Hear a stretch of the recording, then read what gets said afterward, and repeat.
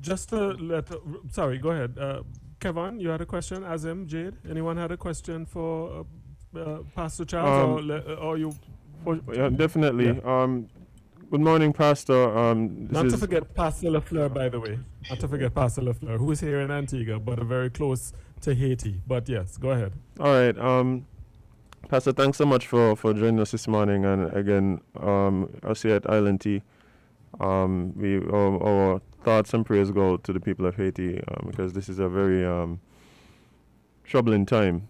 But it seems as though the untimely death of the ex president has really left a power vacuum where you hinted that there's a struggle now for who's in charge. It seems as though there's at least two persons claiming authority in the situation. How is there a way that you foresee some resolution to that particular problem in the short term?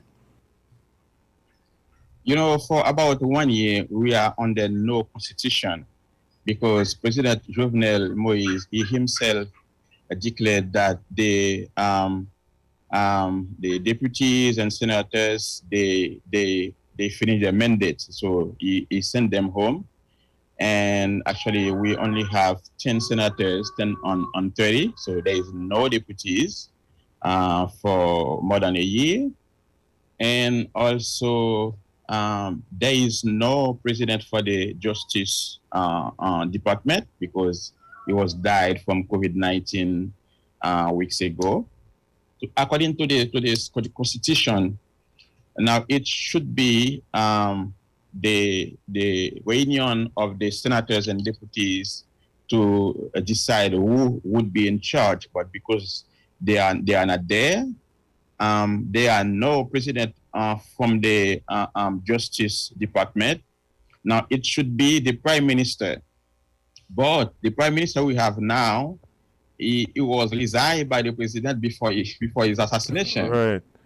and he nominated another one, but he was not in charge yet. So actually, we could say that we have two prime ministers. One is back in charge, and the other one has not yet come in charge. So, but he's in charge now. He takes decision for Haiti. He meets people. He meets even people in international.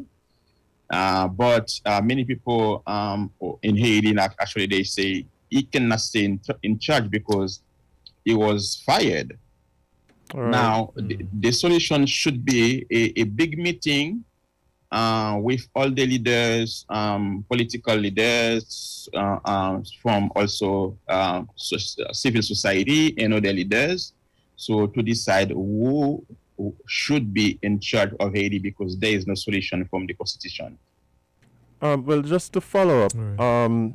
just to follow up quickly, you mentioned that perhaps what is needed is some sort of bipartisan meeting that would allow for discussions as to the way forward. Given the fact that even prior to the assassination of the ex-president, there had been some serious political tensions.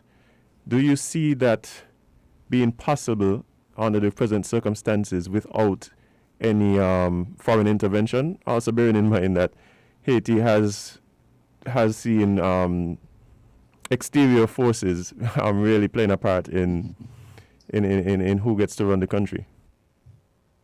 I do believe it's possible. Yeah. Go ahead. I was wondering if Pastor Lafleur wanted to weigh in on that question, but go ahead, and then we'll get Pastor Lafleur to weigh in on these points. Yeah, he knows a lot too. Yeah. So I was going to say, I do believe it's possible to have a big and a clear meeting with leaders in Haiti, because there were several meetings before the assassination of the president. So even they had many plans, but President Moise also was someone very strong. Sometimes you see he will be agree with a plan, but finally he said no. he would follow his head, his mindset, because he wanted to finish his mandate on February 7, 2022. But also, according to the constitutions, normally it's supposed to finish his mandate on 2021, but he stayed in power. Now, there are several meetings every day. Even the two prime ministers, I think yesterday they supposed to meet together. I don't know if it what happened, but yesterday I heard that the representative of United Nations in Haiti, they say they are going to deal with the prime minister in charge.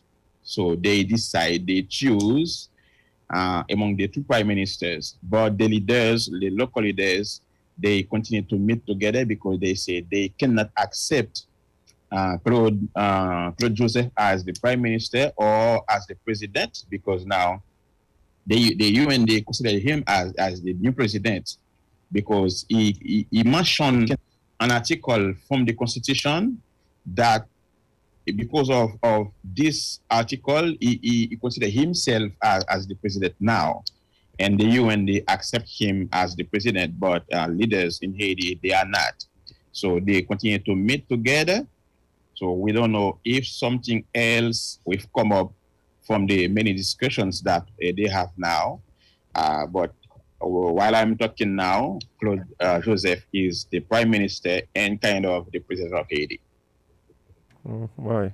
Wow. Pass the floor. Kadim, my colleague Kadim has a question for Pastor Lefleur. Pastor Lefleur, you have the benefit of looking at Haiti from out of Antigua and seeing what the international press and the regional press are saying concerning the assassination of President Moise. Where should help come from ideally? I think just earlier this week we had the ambassador of CARICOM, or to CARICOM from Barbados, saying that CARICOM has offered help in the past, but Haiti has preferred to lean on the United States and other international organizations for assistance in boosting the economic development, boosting the plans to get out of poverty and so on. So at this point in time of crisis, where should help ideally be coming from?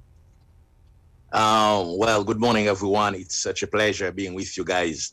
That's a very good question, Kadim. But I am one of them who has been advocating for the CARICOM nations to embrace Haiti as their own. Now, over the years, there has been some hypocrisy, level of hypocrisy between the CARICOM nations and Haiti, how they have been treating Haiti. So that's why every time Haiti is crying, you find the US will always peep and say, Haiti, what's wrong with you?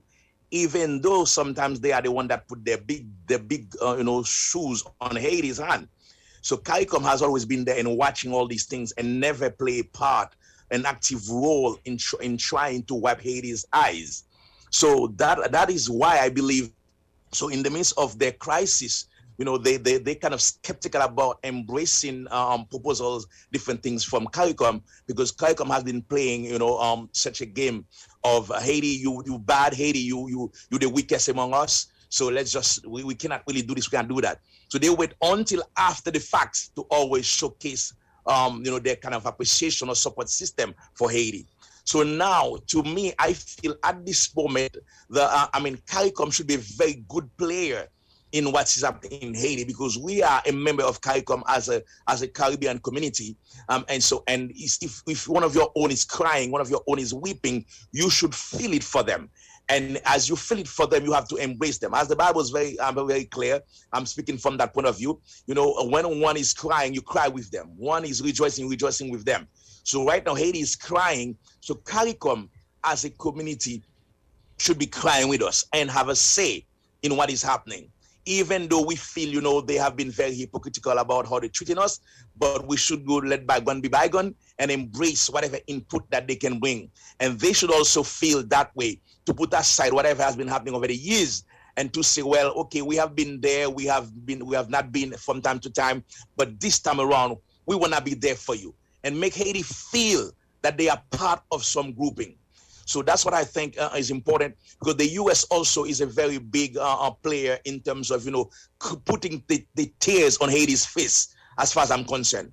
I love the U.S. I have a lot of my financial supporters out of the U.S. and so, but we cannot neglect the fact that they have been playing too much of a big part in the affairs of Haiti, and they decide presidents, who's the president, they decide who's leading the country, the elections, and so even though the people go on the road, they vote their own leaders. So the U.S. always have a big say with some of their allies who lead Haiti, and that has been our problem from way back then up to today, and we need to get to a level where that must stop.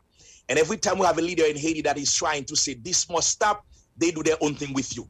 So, and I think that is the challenge that we are facing, and that's why we need communities like CARICOM to embrace Haiti, not in isolation, not in trying to block their borders, to block Haitians from coming in, because there's no way 6 million or 3 million Haitians can leave Haiti and come to Antigua or Jamaica or Barbados or wherever. A few might go, but at the same time, we believe the majority of the Haitians will want to come to stay in their country and be a blessing in the development of their country. So that's what I think is happening. So CARICOM is supposed to be a very big player, more so at this time for Haiti. All right. Kevon or Azem or Jade, you have a question for Pastor Lafleur? Well, just more on the impact of the international community on the affairs of Haiti, the political affairs. It seems as though, well, I mean, you pretty much laid it out plainly, right, that the U.S. has been very instrumental in what happens in Haiti politically. And sometimes it feels as though the politicians sometimes try to get on the good side of America versus getting on the side of the people. But do you believe that, as it stands now, that the U.S. would lessen its grip? Reality. Lessen that is a reality. That is a reality. That's a reality. Because there's something about having the prestigious U.S. visa. There's something about when the U.S. threaten them saying that I'm gonna block your visa unless you're on my side. They put them under pressure. And some of them, they're trying to defend themselves, are protecting whatever they have, because a lot of their assets sometimes are in the U.S. or their assets also are in some of the nations that are maybe allies of the U.S. So they don't want to lose their assets. So they're compromising the cause of the people for the sake of what they own. So that's a selfish motive from time to time, I believe. And the U.S., they're very good at international pressure, to put you under pressure, to feel that you have to bow before them because they are the big guy. I mean, even right here, we know, I'm not entering Antiguan politics, but, we have had cases where Antigua win the U.S. and up to now, we cannot get satisfaction. So it's the same thing, because they know how to put pressure on you to make you surrender to what they want to accomplish. And that has been the situation of our leaders also on the ground, neglect their own people, neglect the cry of the critical mass for the sake of the U.S. And at the end of it all, who win? Not the majority. Who win? Not even some of them. Most of the time, who win is the U.S. with whatever they have on their heart, who won. So we need that to change. And this is why I keep advocating. I feel we cannot do it on our own, because we one nation that is so weak, according to many. But if we get the allies, we have so many people rally around us, even in Latin America, even in the Caribbean, and all the like-minded leaders. And so we believe together we can be a force to reckon with. And that's what is their problem. They feel Haiti has been a very forceful nation over the years. So if they give a scope to Haiti, we can be too much for them.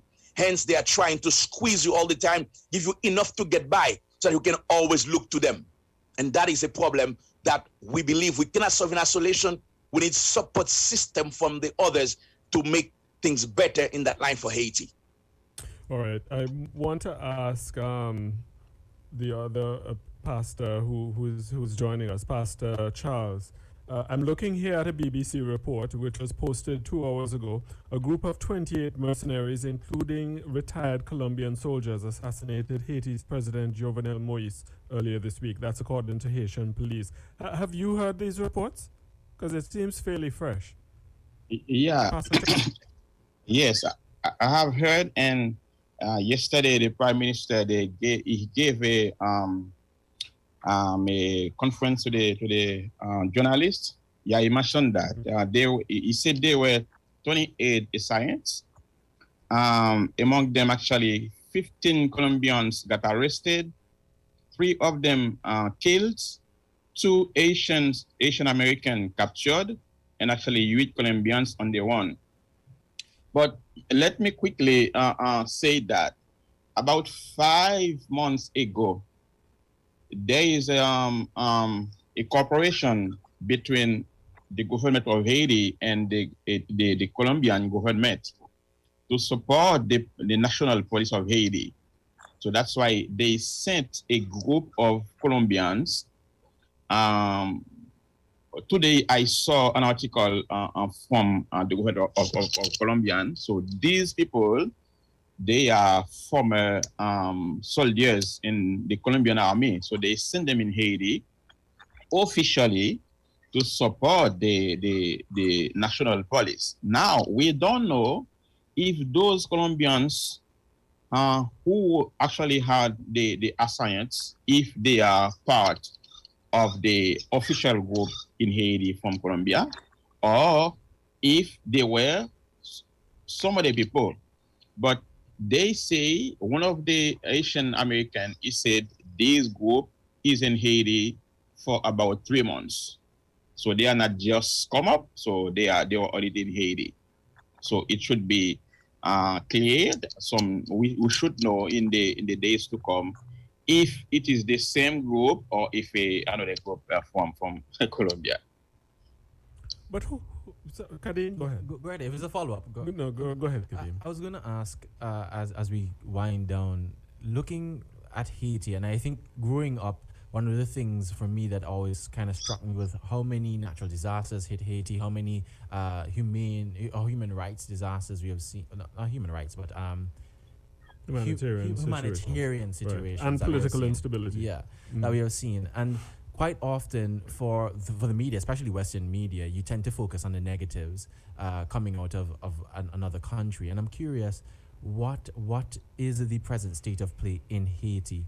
We have heard of the cholera outbreak. The COVID-19 is also hitting Haiti hard, the earthquakes, the hurricanes. What right now? How would you describe the present state of play in Haiti? Well, I wish you could visit Haiti, and not just Port-au-Prince, but Haiti. Haiti is a very nice place. You know, I say the long, nice place. But usually they put the loop on Port-au-Prince, and even in Port-au-Prince on the negative part of Port-au-Prince. But it's a very beautiful country. I visit Antigua and Barbuda, I visit St Kitts. They are beautiful, but Haiti is also very beautiful. There are many good things happening in Haiti, but they don't promote them. Usually people like me and Pastor Lafleur, we never promote bad things. We never put on Facebook or even on WhatsApp profile bad things. We also run a program in Haiti to support kids. We always say we will not take photo of our kids when they look bad. We always ask them to be very good, you know, so a very good presentation, because we know we have a beautiful country. But I think, as Pastor Lafleur said, even the U.S., you know, they always want to consider us as the more poor country. So this sentence is famous: Haiti, the most poor country in the hemisphere. So they want to keep us like that for the eternity, so they can be always in power over us to say what we should do, where we should go. But Haiti is, as I said, a beautiful country with very good people. But unfortunately, they always put the load on the negative part of Haiti. Right. And as we look to wrap, just to my colleagues in St. Kitts, anyone have a question, or I can pose a final question to Pastor LaFleur? Just quickly. Kevon, you're very quiet today. Yeah, I'm go really. ahead, go ahead, Azem. I'm just really curious as to whether or not you pastors, and both of you could give your views on this, see the possibility for a free and fair election anytime this year, as a means to really help Haiti move forward politically.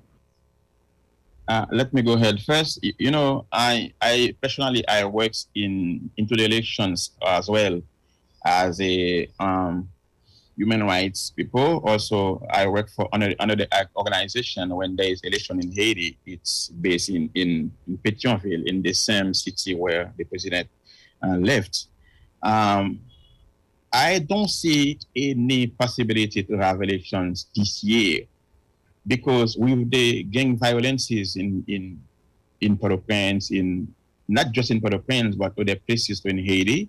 Because what was happening? What was happening? I don't know. Because many of the gangs, they are in cooperation with this government, with the president himself. In a similar way, you can find two different groups. One is pro-government, another one is against the government. So, and they are fighting themselves. And you can see the government, they try to kill among this group, but not into the other one. So it's actually, there are many people from Port-au-Prince area, they moved to other places in Haiti because they could not stay in their house. The house got burned and people killed. So they had to, even actually, I will not go to Port-au-Prince right now. And that's why people who has money, they go to Port-au-Prince by plane. There are small planes going between Port-au-Prince and Jacmel. They go by plane, but not by car, because there is a place named Martissan. You cannot cross. If you cross, you risk yourself. You cannot cross because you could be killed.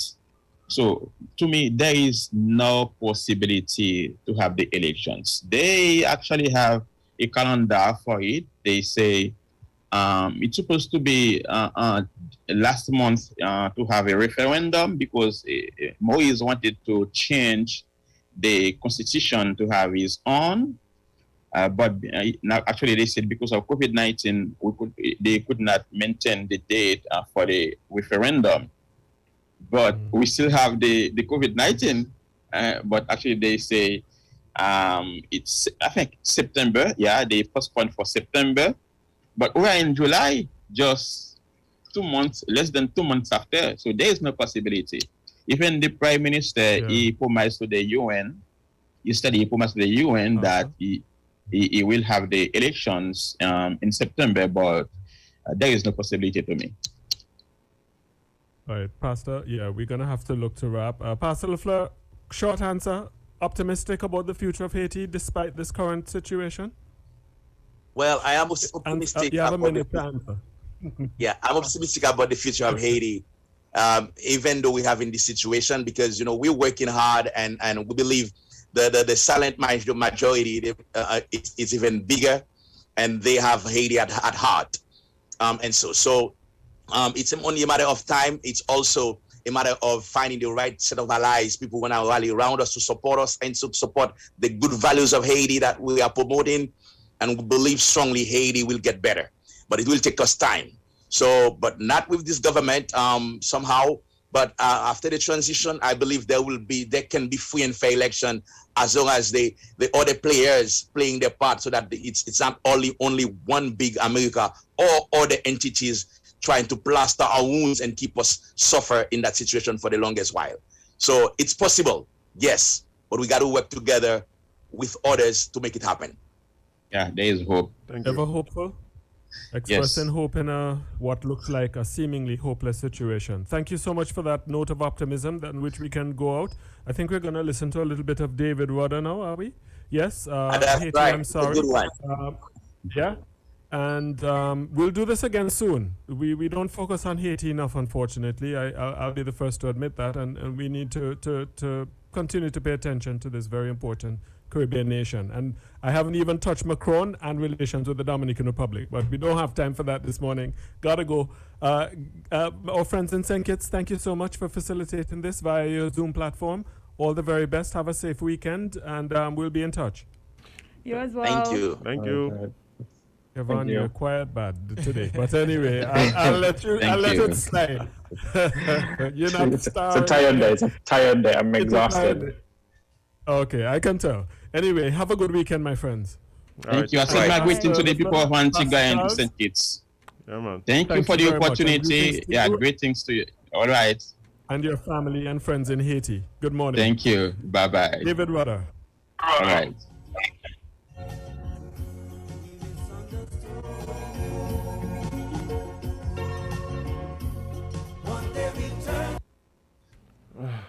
Well, I mean,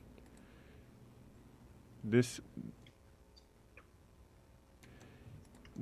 situation is so intense. Like, Yeah, listening to that, like, the fact that they have to go through all of this on top of the fact that they're still having issues with different countries that keep putting themselves in the middle of this and hindering them getting to a better place is like,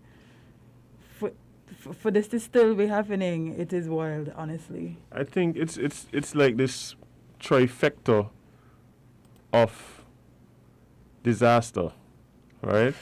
So you have political, right? You have political, you have social, right? Because of the poverty and all of that, and then there's the violence that's been on the uptick lately. And the thing about it for me is that this situation that we're dealing with, it's not something that started with the assassination, right? The assassination is just something that now comes and complicates an already complicated situation. Right? On top of dealing with a pandemic.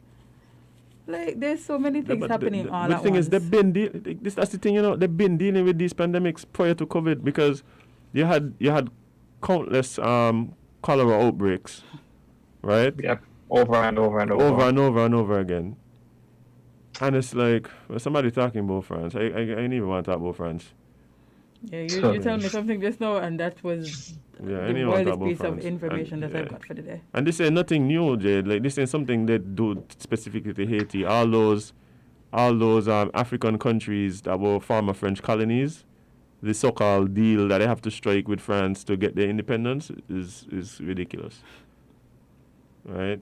But I mean, I'm hopeful as well. I'm hopeful as well. Yeah. I do believe that in the interim, we're going to have to see some international input, whether it is from the UN.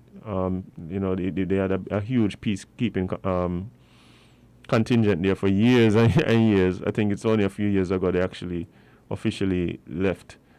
But in the interim, I don't see them really moving forward without some international input. Why? But I'm hoping that the goal is to have free and fair elections soon, something that the Haitian people themselves feel confident in, because that has been a problem where, people have not felt like the mandates given were really given by the people, as we heard from both the guests earlier, especially the US being, a major player. They're always in somebody's business, honestly. I don't know. Yeah. Wow, like, no matter what is happening, somewhere, somehow, the US is involved. Let me tell you something, right? Like, as much as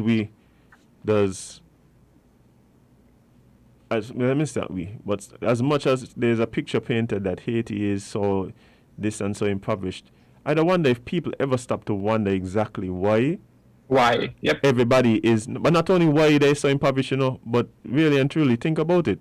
Why so much interest from these international organizations and other countries? Obviously, there's some value there. There has Obviously, to be. there's some value. Because big countries not just fighting over a little country or like always having their input in what they're doing in their politics and just because no, I don't think so. There has to be something there. Right, and so I think the hope is that we get to a point where the people of Haiti could determine their own future. Like I think they owe that, right? Yes, to finally be able to direct their own affairs. It's been too much. It's been too much, man. It's always something like even as soon as they try to even put themselves in a better position, something happens. Whether it's a natural disaster, a plague, or a pandemic, countries just mingling in their affairs and this. It's like but the thing for me is that those things are definitely issues, but those are things that our countries face, right? The problem does be the responses to these things generally are like they lay a bed for corruption. So whether it is that millions of aid money goes missing, nobody could tell what was done with the money, the corruption. So it's like internally, and again I hinted at it and it was confirmed by Pastor Lafilo just now, it always seems as though leaders recognizing the impact that especially Washington has on the political affairs of Haiti play more into appeasing Haiti than delivering on the mandate given to them by the people of Haiti. You understand? So it's like you see this sense of leaders becoming getting rich personally, them and their friends, with political, financial power and wealth being centralized in the capital, and then everywhere else is just like, oh well. But I think people want to weigh in on this one because the phone been going crazy. Let's see if we get some calls. Good morning, caller. You're live on Island T. What's up? Yeah, good morning, man. How are you? Doing good, man. Yeah, man. I just wanted to call in and five you guys. That Zoom call today was very interesting, man. Very, very forthcoming, man. You had some great guests on there. One of you guests made some great comments, man, about the one guy that was talking about CARICOM helping out Haiti, Yeah, man, I believe, whether that guy was a bad guy or good guy, I don't really know the details, but it just seems ever so often Haiti got to be in a slump like this, I mean, Haiti is going through it all the time, constantly, man, and I feel like we got to come to a rescue our brothers, man. The CARICOM and Caribbean region, they got to try to help out somehow, man. Haiti, I believe there's a member of CARICOM, but it almost seems like they're not.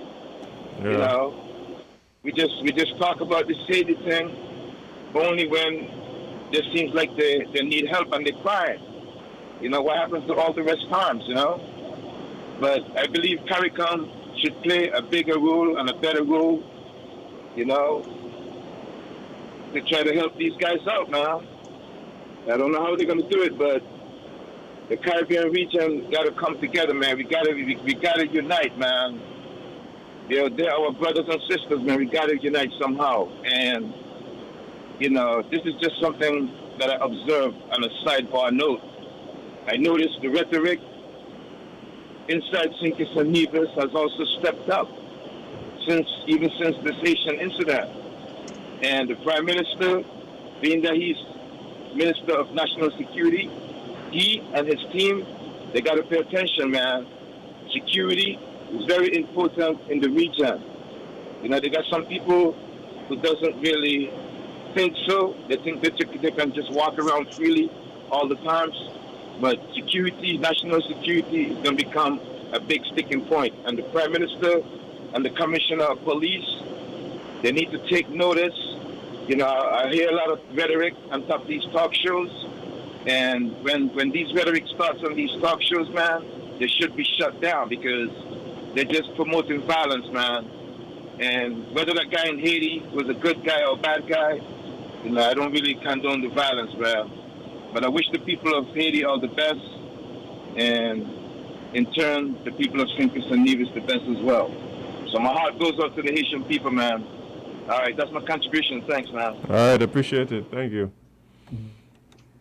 Yeah, I mean, I do believe that not only CARICOM, but I do believe South American, all these countries where we have people of African descent, stolen Africans, I think we owe a debt to Haiti as being the first one to really push back and show that, hey, we could fight for our independence and get it. Mm-hmm. Like I think that example played a big role in the political landscape we see in the world right now. All these independent small nations. Before Haiti, it wasn't possible. It wasn't a thing. Like you couldn't, like people wouldn't be able to imagine like a slave colony go up against a superpower and be able to get their independence. I think that is an example that we all should be grateful for. Yes, I don't understand why we have allowed Haiti to get to this place where they just seem to always need our help, but it's not given. Like, if they revolutionized the world and they gave us an example to look up to, and like we independent as well, so why are all of our independent countries not realizing that Haiti really needs help? I think the question is always, what does the help look like? I think that's the problem. Yeah. The problem is, what does the help look like? Because whenever there is money given, well, the money does disappear. But we have a caller, guys. Caller, good morning. You're live on Island T.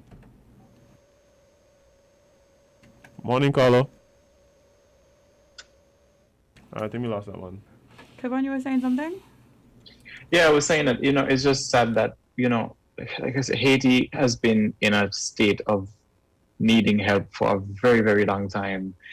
And I don't think it's because of Haiti's fault, but even the Caribbean itself, the Caribbean that they helped to liberate, we ourselves as individual independent countries, we don't even provide assistance. As Azem said, that what does the help look like? But even down to migrating persons, they face issues just because they're Haitian. It's a really horrible situation that I hope gets rectified very soon, because at what point does Haiti crumble? Because Haiti's been on the bad receiving end of history for a really long time, and I don't see how the country is going to stay afloat for much longer. But we have somebody trying to get in on the phone lines. Caller, good morning, live on LNT.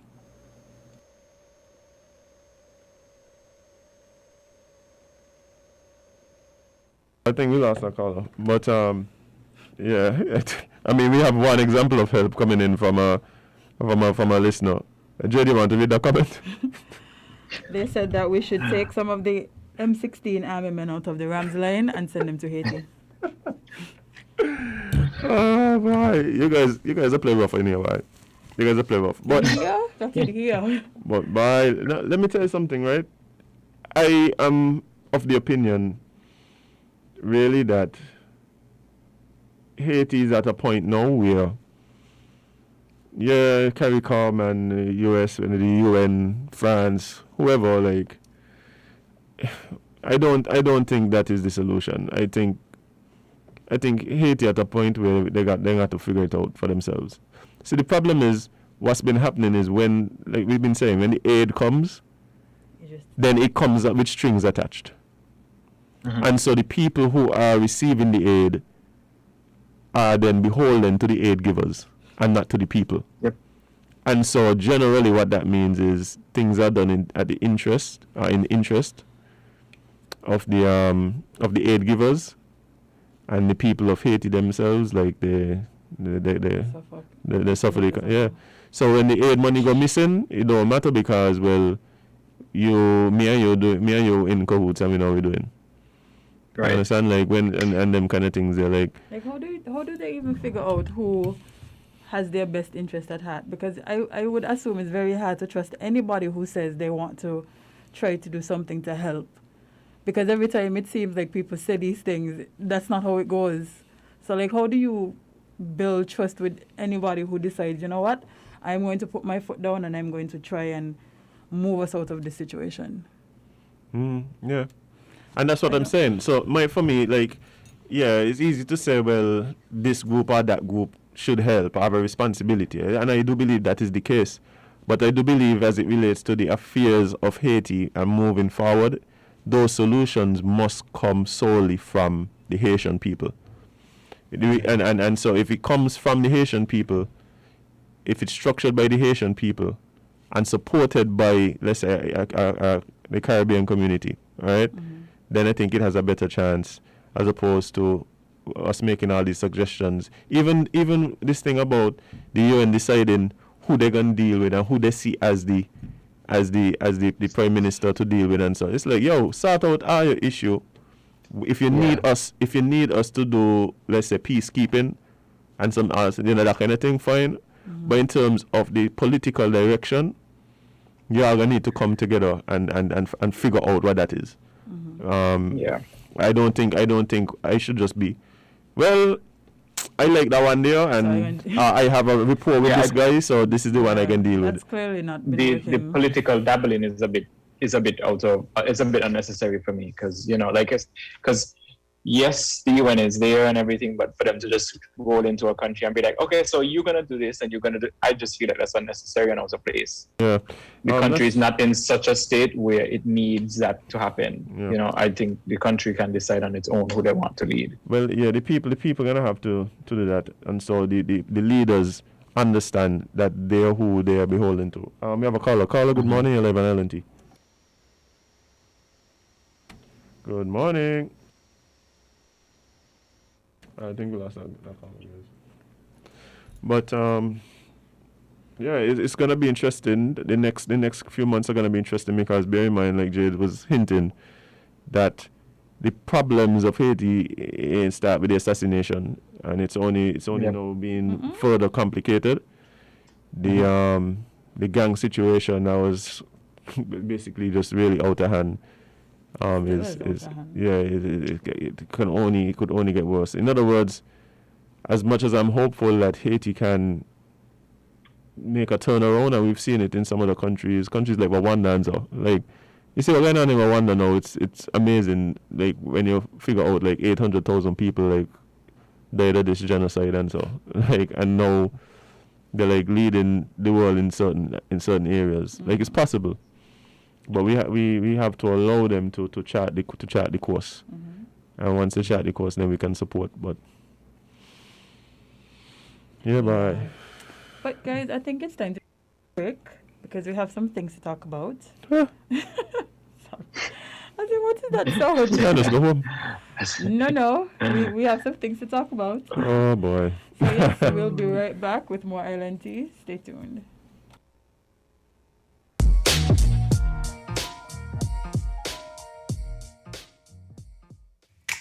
Maybe it's the way the brilliant gold liquid reflects our sunshine, or how the bright blue of its label mirrors the clear Caribbean skies overhead.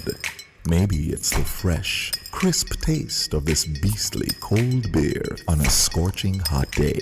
Maybe it's even the way it brings us all together. But one thing is for sure, Carib is very much a part of who we are wherever we're from in the Caribbean. Carib. It's the way we play. Drink responsibly. Hold on, stop. Think about the drink before you take a drop. Read up on the label on the back. They say science sugar low in fat, but don't be fooled by that. Drink some water, share some love. Tell your body you're sweet enough. Drink some water, share some love. Tell somebody you're sweet enough. Drink some water, share some love. Tell your body you're sweet enough. Drink some water, share some love. Tell somebody, hey. This message is brought to you by Lake Health and Wellbeing.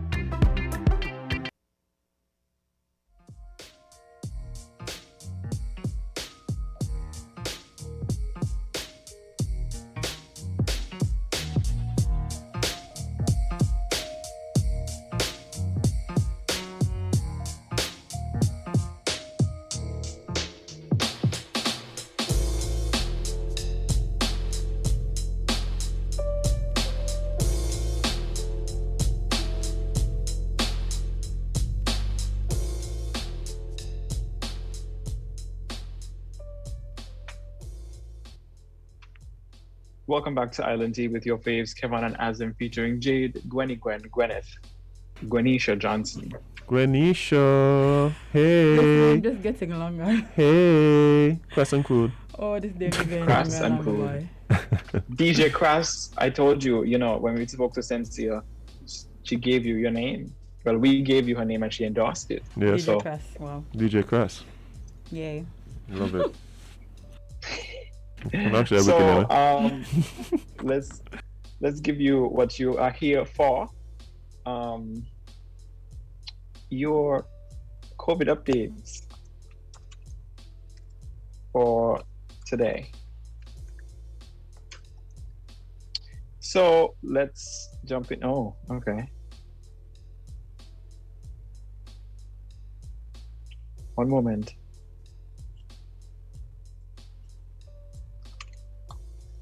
I mean, you didn't sing either, so like, I feel like we need to start this on a better note. Okay.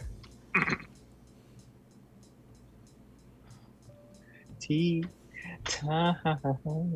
Okay. Yeah, not bad. Not bad. Considering. Okay, I put a lot of effort into that. Sorry. I'm going to HR. I'm going to HR for that one. Oh boy. So here's your COVID situation report for yesterday, Thursday, July 8th, as of 6 p.m. Confirmed cases within the last 24 hours, 1. Yeah, us. Active cases is now at 184. If I recall correctly, yesterday was 190 something, close to 200. So it's going down, which is great. Total number of cases since the beginning of the pandemic is now at 520. To split that up between St Kitts and Nevis, we have 502 for St Kitts and 18 for Nevis. Recovered cases are at 333, and the deaths are at 3. So the numbers are showing us good stuff. So let's hope it continues to trend in that direction, where the ones become zeros, and the triple digits become double digits, and eventually single digits, and a single digit is also a 0. So I agree wholeheartedly. But good stuff. I'm getting happier by the moment every time I see the recovered cases, because that number is getting bigger, the active cases are getting smaller, and yeah. But that's the ratio between Nevis and St Kitts is always wild. 502 to 18. Yeah, it's a big gap. I mean, but luckily, yeah, not that I would have wanted it to be higher, but I don't know how phrasing this can make me, get into trouble for it, but I'm happy that Nevis's numbers are what they look like, in terms of, I'm glad they're not growing. Because I think if we had to see both islands growing, that would have been a much worse situation. Trust. Yeah, I agree. I don't think we'll get in trouble for that one. The fact that Nevis is at 18. Well, I tried to phrase it. I had to, give some disclaimers before yeah. Which I often don't do. Oh dear. The Delta variant is barreling through the BVI. Yes. Yep. We big time. I was talking to a colleague of mine last night, and the situation there is kind of intense. Intense by. That I think it's the cases were rising rapidly. No, PVI is now out of control. Tola in particular by. Yeah. I think they're gonna cancel it. They try at a carnival event. They just been scaling back until I think it's pretty much zero now. Yikes. Hopefully next year they can be in a better position. Yeah, boy. But you're talking about being in a better position. Sorry. How you guys feel about the Prime Minister's press conference yesterday? I have one issue, and my one issue, Kevon, what are you hiding? My one issue is, right, the information given that will affect next week hasn't been given in a timely manner, because it hasn't been given. Yesterday and today are days when we are open to some extent, where we now have people shopping and trying to hustle and bustle and pay bills and all of these things.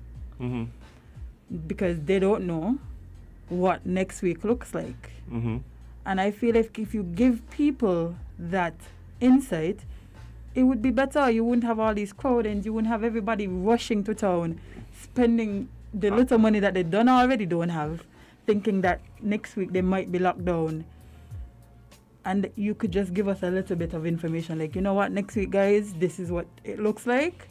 You think there's a possibility that they don't know what it looks like because of whatever information they're seeing?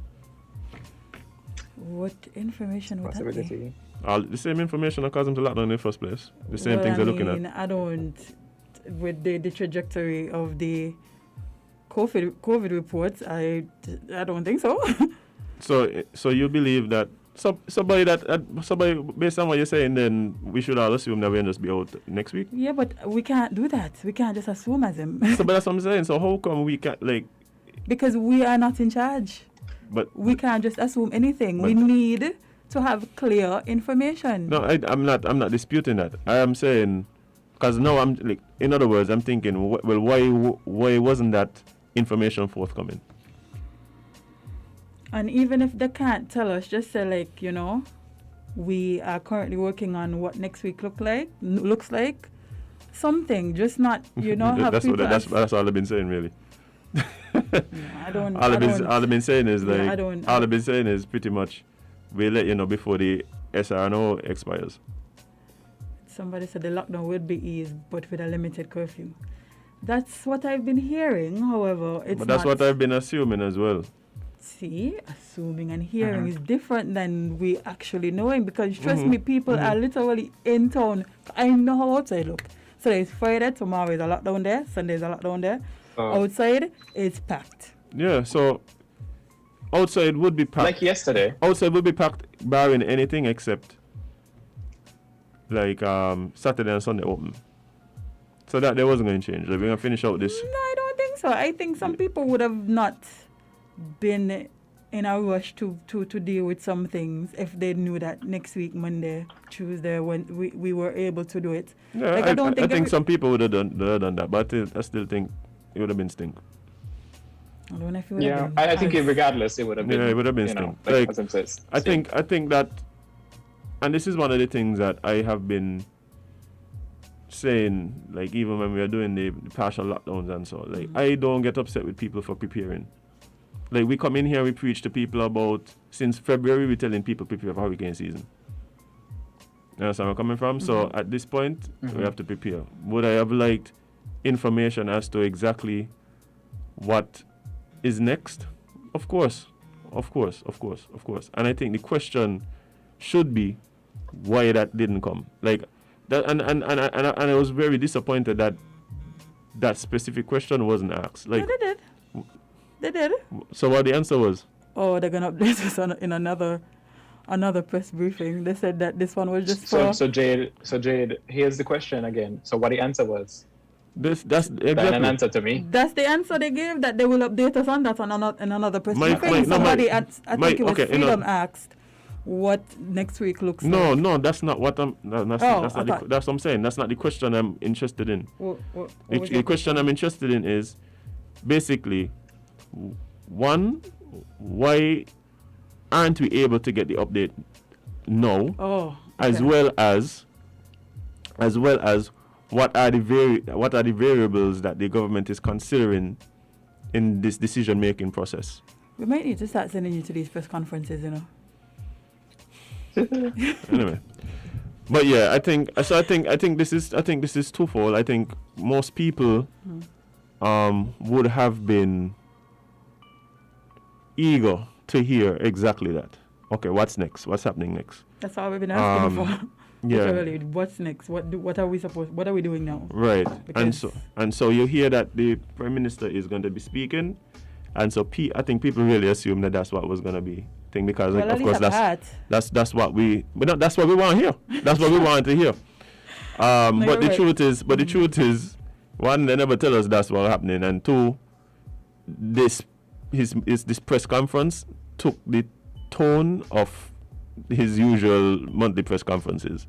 It was the exact same as every press conference before, in terms of what the purpose of it was and what the kind of information that we got from it. So I'm just kind of,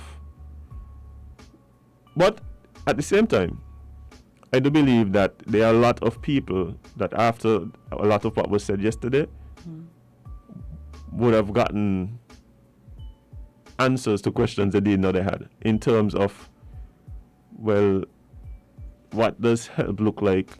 And I think that was more of what the tone of the thing was, of the press conference. And of course, like I said, it follows what the press conference has been since its inception. Very political, very much. Here's what is happening. Here's what we are doing for you, in a way that really is geared at painting the government in a positive light. Yeah.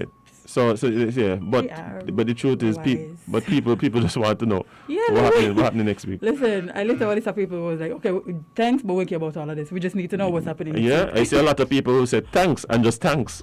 That was also one. I see a lot of people who just was like thanks, and so I think from that they achieved what they wanted to do, but at the same time we still have the questions. We still do, boy. It felt almost like that's what we're having at least another update. I mean, you know what it felt kind of like trickery. It felt like, wait, am I being this real? No, you know what it felt like? It felt like by your girl fall out over something, and like she called you from home and was like, when you get home we're gonna talk about this, eh? So she home waiting on you to come home to talk about whatever happened, and you shop with like an expensive gift. And she's like, I love the gift. I mean, I want to talk about what we need to talk about, eh? But right now, the gift. The gift is irrelevant. It felt like we were being like, what you call that? What that is? It ain't necessarily a bribe. No, it ain't a bribe. It was just more like, okay. You're getting distracted. It's a distraction. It's a distraction. It's incentivized distraction. But again, people are happy with some of the things that were said. We still have. I think some was necessary too. Yeah, definitely necessary, because like people literally like, okay, we know what we're gonna do. We haven't been working. We're not being able to earn. Like, how are we going to survive for the next couple of months? People have bills to pay. They don't like some of the fact that some of the bills were put on hold again. Mind you, people, I hope y'all didn't think he said you don't have to pay it. He just said, yeah, you don't have to pay. That's a big thing right now. So don't get it mixed up. For some of them is definitely definitely relief that people are really going to be able to tangibly benefit from over the next couple of months. What I would definitely say is, I know a lot of people have been doing the personal work for public, and they're just typing out like some summary points. But I would love if you, as the consumer of that information, pay attention to the wording. And you can also double check, because somebody might just be typing off the head, somebody might actually be listening and typing. You're not sure what information you're going to actually get, because I've seen like 4 different versions of a summary being sent around so far.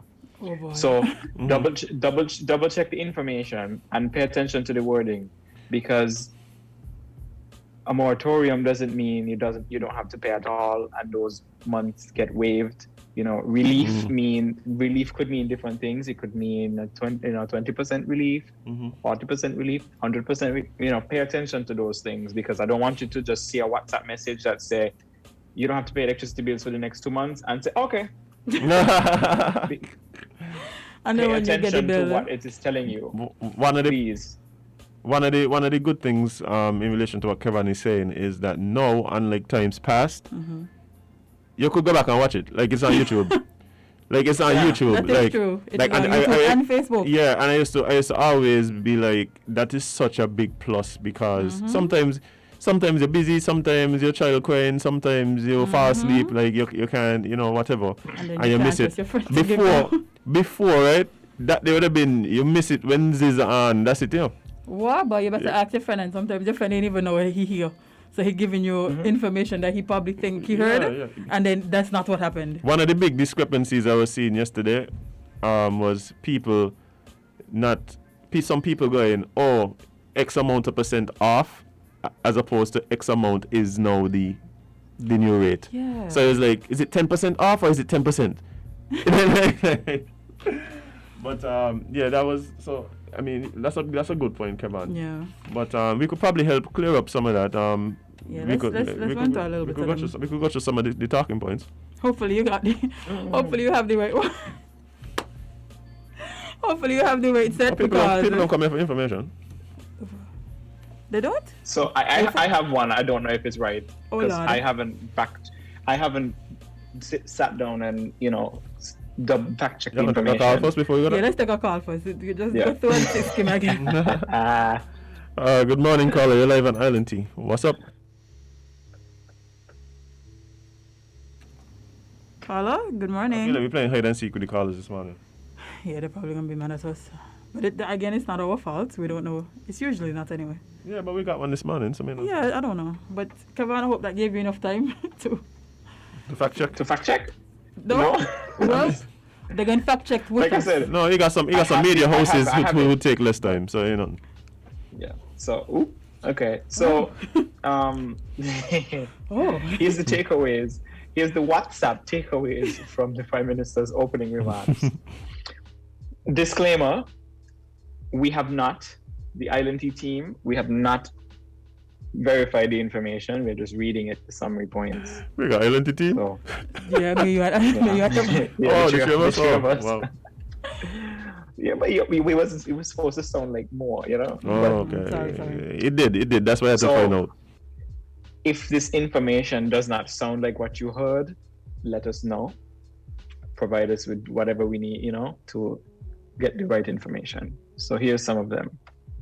So January to June, the government has spent $64.3 million on employee-related benefits.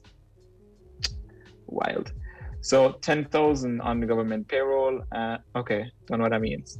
So yeah, okay, I don't want to read this no more, because I feel like I see impersonal remarks on the points.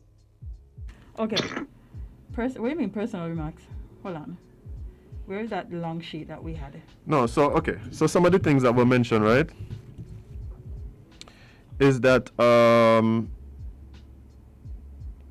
there's the government through Social Security provide $1,000 stipend for the next 3 months. And there's some people who don't qualify, obviously, if you're back to work and stuff like that. If you receive more than 15,000 in severance payments in the last year, you also will not qualify. And for persons who are on the poverty alleviation program, they receive $500 now. Yeah. So now you're eligible for another 500 to make up the 1,000, right? So that's definitely something that I know a lot of people need. Yeah.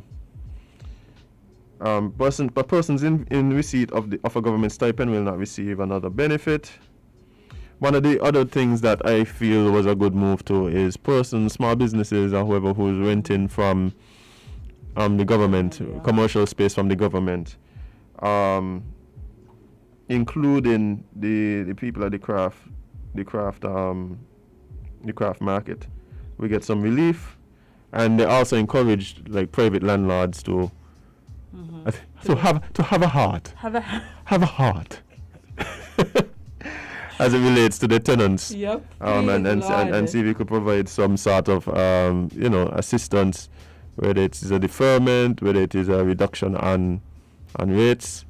And if you are a small business owner who is looking to find a place, I would say now is a good time to try and do that. My suggestion to you would be reach out to landlords and see if you could get a long-term agreement at a reduced rate. That's just business tip from Uncle Royal. This is where you was all up in the boy. It's a business tip voice? Business tip voice from Uncle Royal. So this is another one too that I heard people talking about the fact that VAT is to be reduced to 5% on the commercial rent for businesses with less than 25 employees. So that's the same thing. The busmen, there was some consideration for the busmen because, of course, the thing with the busmen is that they can't carry the full load. Yeah, so they're losing. Yeah, they can't carry the full load. So, right. So there's a loss of income. Right? So they're getting, because I think it's duty free on 16 tires for the bus, and 4 pairs of brake pads and 3 pairs of brake shoes. Tires expensive, Tires are really expensive. When he was reading it out, I was like, oh yeah, this makes so much sense because tires are expensive. And also they get they're getting $400 per month as a gas subsidy for 3 months. Again, not being able to carry the full load, we could understand how that could really damper on the one of the things too, right, is that we have to understand a lot of the drivers don't actually own the buses, eh? Yeah.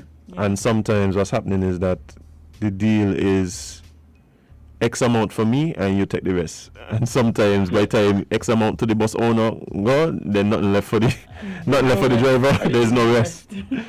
No rest for the weary boy. Yeah, so I was saying the government also is gonna waive fees for vendors using the public market for 6 months. And I think that's big, especially if you're really trying to encourage the vendors not to return to the street sides and the sidewalks. So that could be something that encourages that type of behavior. Something that we have been discussing here on the show for over a year now, reduction of the travel tax. And the only thing was they said initially for 6 months. Hopefully that is something that goes on past that. They need to leave that alone. Like 6 months now. Leave it, please. Yeah. So that's something that's being discussed at a regional level as well. Perhaps bringing down the travel tax across all the islands. The government seemed to also recognize that there were issues happening as a result of people having trouble dealing with being locked up and stuff like that, and for extended period. Yeah, one of the things that we have been seeing and we've mentioned here has been increases in domestic abuse, unfortunately.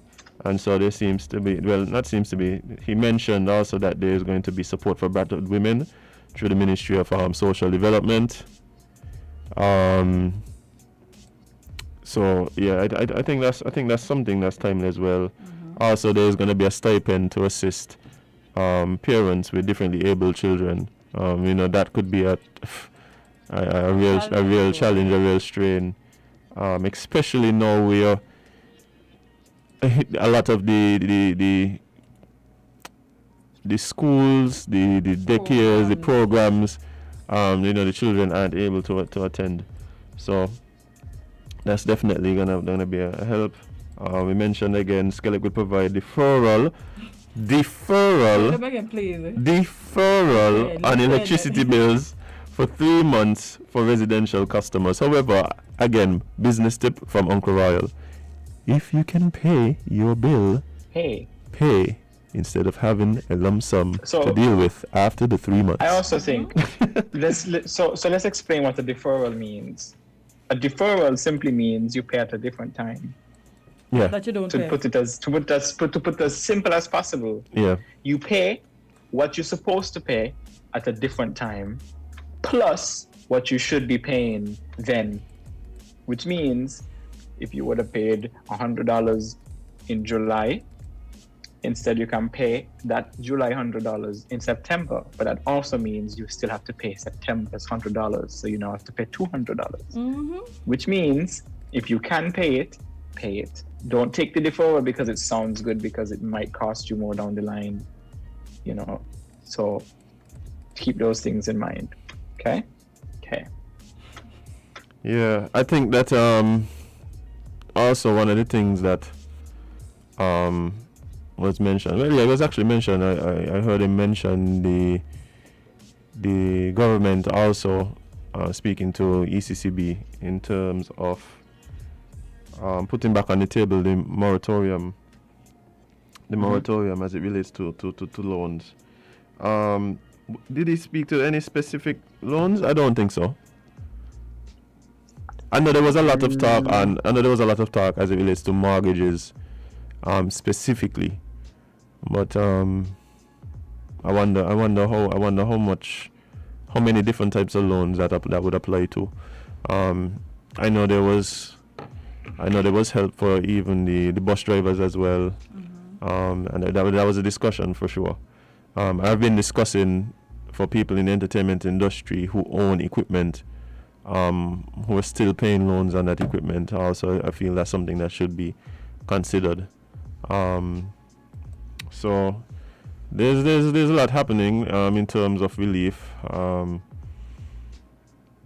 I think the $1,000, a lot of people looking at how they could benefit from that one. Especially when you know that you haven't been working for so long, and that $1,000 was a nose, you went to backtrack like, do I get this? Yeah. So especially like for people in the entertainment industry and all of those things, which they did mention, can benefit. However, I don't know. Well, what happened was the $1,000 isn't industry specific, right? And so, I guess, but again, that being paid through Social Security, we assume that means that unfortunately a lot of people won't qualify. But I do believe that there still should be some specific consideration for that, which hopefully we could foster the conversation on that moving forward. Yeah, let's speak to the ILNT team. Listen, Kevon Fetz, so he has some kind of insight. Yeah, he's a consumer, he's a consumer, and me and Azem have been doing this for years. Azem won longer than me probably, but we have ideas and we have plans, so I think that, you know, speak to us. Yeah, but you know what is interesting as well? I'm hoping that we could find the way forward, because I think that is going to be very interesting as relates to entertainment specifically. Definitely. The idea of having events, whether it's specifically sporting events or other types of entertainment where only vaccinated people can go, I think that is going to be an issue. Where do you draw the line? Like, for instance, is it only vaccinated people can go to the movies? That is, I understand what y'all are trying to do, but we have to give this more thought. Like, think about the long-term effect this is going to have. And not only that, we have to understand that this is not just some people out here saying, oh, they're not doing this because they don't want to or whatever. Some people literally cannot do this. They cannot get vaccinated. So why are they being punished? Because they just can't. Like, come on. We have to figure out a better way to do this. Yeah, so I think it's gonna be interesting to see how things look moving forward, like I've been saying. But again, I do believe the approach that would give us the best chance is to figure out exactly what we want the future to look like, and then institute the policies to help us get there. Whether it is in a phased approach, or is it something that we go directly into that. But time will tell. Time will definitely tell. Boy, what a sentiment there, because time will tell. That's the only thing I could tell right now. Boy, yeah, and in terms of what happens next, guys, everything that we've been saying, yes, we would have liked more information, but what was said is they're looking at the information, they're evaluating the situation as it develops, and we would know. So prior to the expiration of the which is on Monday? SRNO, is it Monday? When was it supposed to end? The 12th? I think it's by the 12th. Yeah, so, and they did say that they're going to come to us before the 12th. Let's say the 12th is Tuesday? 12th is what, Monday, Tuesday? I was correct. So Monday. Between today and Sunday, I assume, there should be. Well, yeah, definitely. There'll definitely be some sort of announcement. I think most of us are seeing at least some relaxation on the present protocols. Even if it's a matter that we go back to partial curfew. I think that's actually what's going to happen first, at least. Yeah, I think most people seem to believe that is the direction we're gonna go into. I think it gets people back out to work. It gets people being able to maneuver a little bit better. But the message from me to all listeners and the viewers is no matter what direction we go into, we still have a personal responsibility to remain safe. Definitely. Even if there's a relaxation it doesn't mean you go totally wild. And that is something that has been very troubling to me over this past 2 weeks. The limited movement days, we understand the need for it. We understand what the purpose of it is, and we see people time and time again just doing the most. Yesterday I almost, let me not say I almost, a gentleman almost ran into the front of my vehicle. I fell into the front of my vehicle, stumbling out of a establishment. Nobody got a mask. Everybody just there chilling. The bottles lining up on the tables. Bottles, you say? Yeah, the bottles lining up on the tables, and literally, I've heard several reports of like similar things happening, and it's like, what we doing? Like what we doing really? Like what we doing? When we hear things like this, what's frustrating for me is the fact that these are the people that are really calling for the place to open up the most, and they are doing everything to basically make sure that getting back to a place where we can open and function close enough to what y'all deem as normal is out of reach. The reason why we are in a place we are is because nobody was social distancing. Nobody was let me not say nobody. Some people weren't social distancing. Some people weren't wearing their masks when they should. Some people weren't sanitizing, which caused community spread to happen. Why are we doing things that got us here in the first place? Because now if the lockdown has to be extended because of the actions of the same some who have made others suffer are going to be the first batch of people to get up and say, oh, open up the place. Look, let me tell you something, right? And I'm saying this not to judge anybody or anything, but because I really believe that we have to be mindful of the risk and recognize that our actions really do affect everyone else. Right. All these people that get in passes because of their work and taking the passes and having office parties, yes. What? Yes. Like what do you mean? I play the voice note for you with somebody telling me how they had to escape the police the other day because they were coming from a legal party where it was all liquor workers got all them got passes. What? I played for you. I played for you. Azem, don't lie to the nation. Like, okay? If you all believe these things ain't happening, these things happening. I know. I've seen pictures of people literally. Okay. And I'm like, look at yesterday. Look at yesterday, bro. Look at yesterday. The amount of people just like literally congregating on the limited movement days were supposed to be essential movement. But essential movement includes staggering in the middle of the street. like as and in the words of the street poet himself, Inoite Inango, we're screwed. We're screwed. Like, Azem? Hey. Wow. Azem said they had an office party because they had passes. Now when y'all can't get passes next time, this is why. This is why. Yeah, bye. Some people spoil it. A few people spoil it for all. That's what my grandmother always used to say. Mango tail wag free in the wind, but the nose don't smell it. Okay. And with that, we're going to take a short break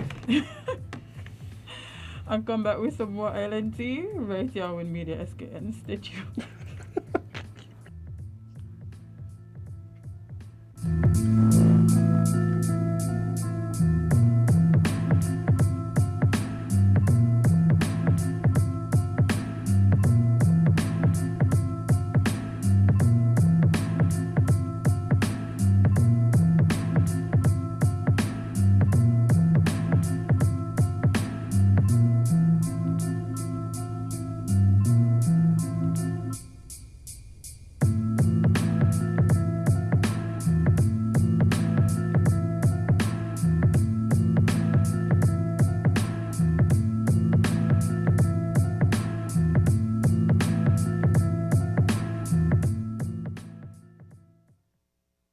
I have a surprise for mosquito, roach and flies. Pop makes all of them die. Don't bother with the long chat, Pop tell you why. Pop makes all of them die. To take care of my premises, I have to stand guard. Pop kill insects, small or large. When me use my yard, me no need no bodyguard. Pop takes care of roach in a house and yard. Surprise for mosquito, roach and flies. Pop makes all of them die. Don't bother with the long chat, Pop tell you why. Get serious, get Pop. Like us on Facebook, www.facebook.com/ramsupermarket. Follow us on Twitter, www.twitter.com/ramsupermarket. And subscribe to us on YouTube, www.youtube.com/ramsupermarket. Cool! Energize your goals with Lucozade. Get it cool! Look under the cap, find the code, win it. Thousands in prizes, iPhones and TVs. Or win 30 grand US dollars for your goals, that's goals. For a chance to win $30,000 US.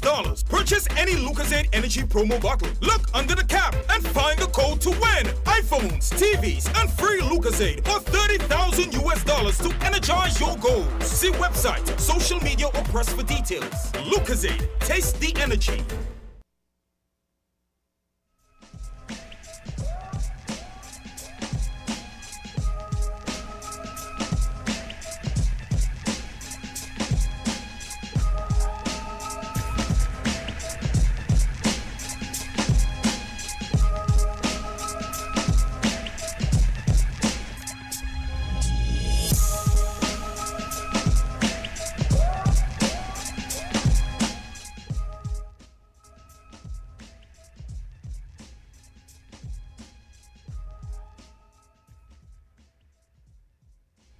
Welcome back to Island Tea with your faves, Kevon and Azem, featuring Jade, Gwenny Gwen, Gwyneth, Gwenisha, Crescent, Ruth Johnson. Oh boy. Why do you keep extending my name? I will extend it again. Jade. At this point, yes, definitely. Just accept it. It will not change. Yes. It is inevitable. Never. Do not fight the inevitable, Jade. It's Exactly. I mean, So- I really can't anymore. fighting it is futile. Definitely. Definitely. Definitely that. This is like oh, come on, quickly before we jump Yes. into our guest. We have a caller. Let's see if this caller has something to say. Caller, good morning. You're live on Island Tea. What's up?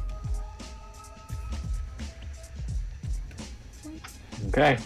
Good morning.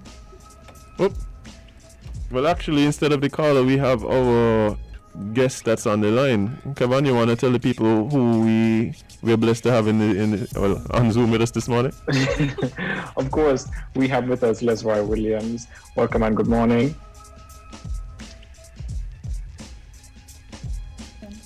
Actually, I know Lesroy missing the cue, because usually if it's one man, who ready to talk, is Lesroy Williams.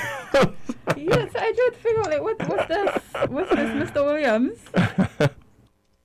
It looks almost like he's having some technical difficulty. Cause it's definitely not stage fright. No, it's not stage fright at all. Oh boy! But while we work on that,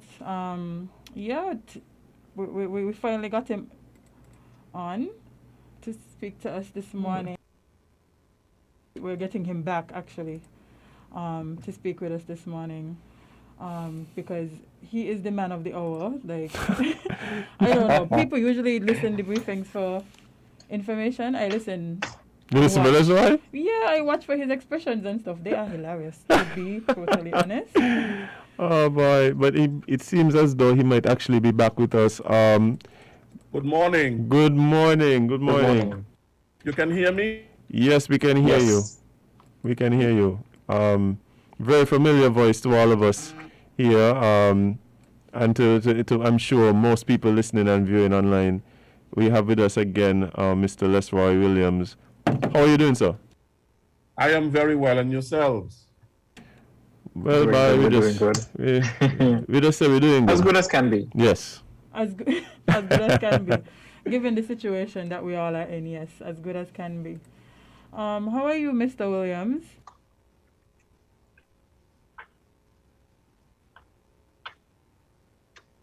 What's happening? I don't know. Seems as though his mic might be muted. This isn't the briefing, so things. yeah. It's bad. Yeah, it seems as though his mic is muted for some reason. Mr. Williams.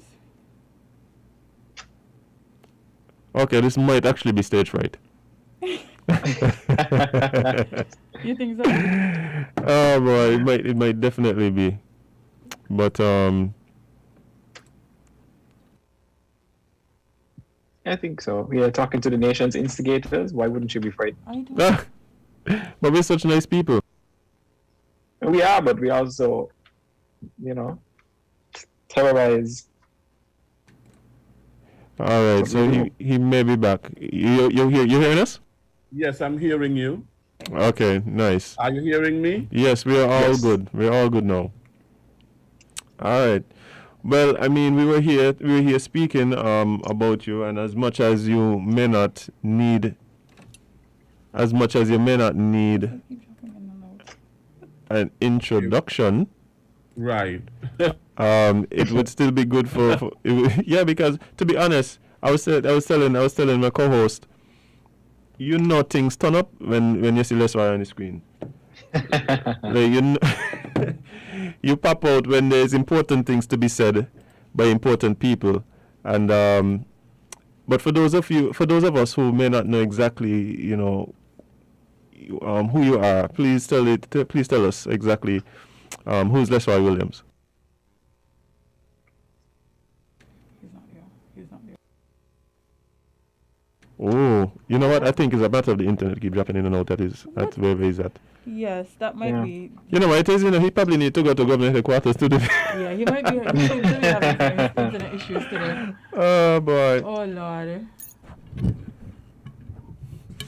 We'll give it one more try. Yeah, we're gonna try again. He's connecting, and so let's see. Fingers crossed. I'm actually crossing my toes as well. What? Listen, this internet needs to let him be great. Jade, you have pretty toes? What? Okay, no. All right. So, Mr. Williams, we quickly we were asking you before we got disconnected to tell folks a bit about who you are and what is it that you do. Well, presently, I am the Director-General of the Government Information Service, what is known as the St Kitts and Nevis Information Service. Basically, we are responsible for the coverage of the government. We are responsible for the public relations. We are the public relations arm of the government. In other words, the face of the government, to make people to be aware in terms of government activities, government policies, how the government is impacting people in terms of what they are doing.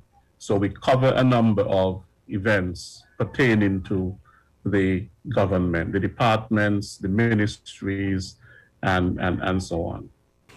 I mean, that seems to be a very important position to have, especially considering one of the main gripes of people is dependent on exactly how information is communicated between them and the government. Do you feel a huge sense of responsibility in that respect? It is a lot of responsibility, but nonetheless, I think that we understand that responsibility, and because that responsibility has a lot of impact for how the government is viewed.